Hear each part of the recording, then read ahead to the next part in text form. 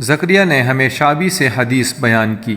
انہوں نے حضرت نعمان بن بشیر رضی اللہ عنہ سے روایت کی، کہا رسول اللہ صلی اللہ علیہ وآلہ وسلم نے فرمایا، مسلمانوں کی ایک دوسرے سے محبت، ایک دوسرے کے ساتھ رحم دلی اور ایک دوسرے کی طرف التفات و تعاون کی مثال ایک جسم کی طرح ہے۔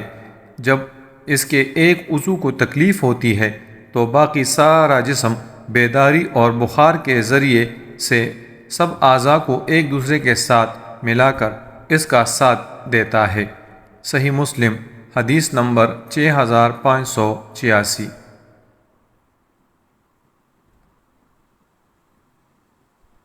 تشریح۔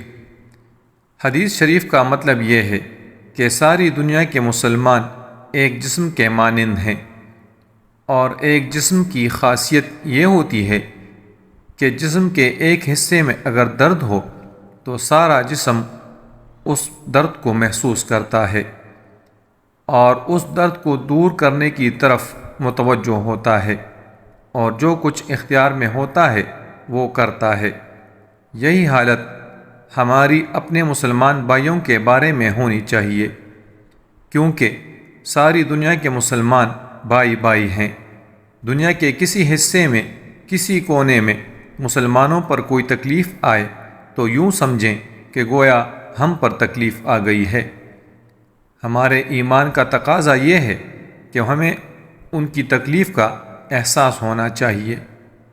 ایسے موقع پر مسلمانوں کی تکلیف کا احساس ہونا اور ان کی تکلیف کو اپنی تکلیف سمجھنا، یہ ہمارے ایمان کے زندہ ہونے کی علامت ہے۔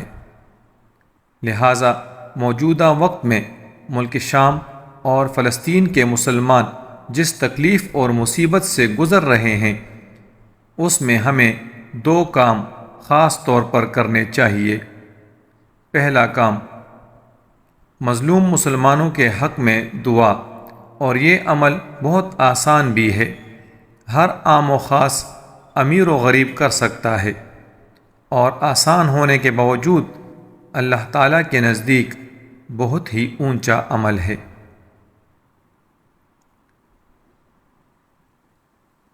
دوسرا کام، اپنی مالی حیثیت کے مطابق مظلوم مسلمانوں کی مدد کرنا۔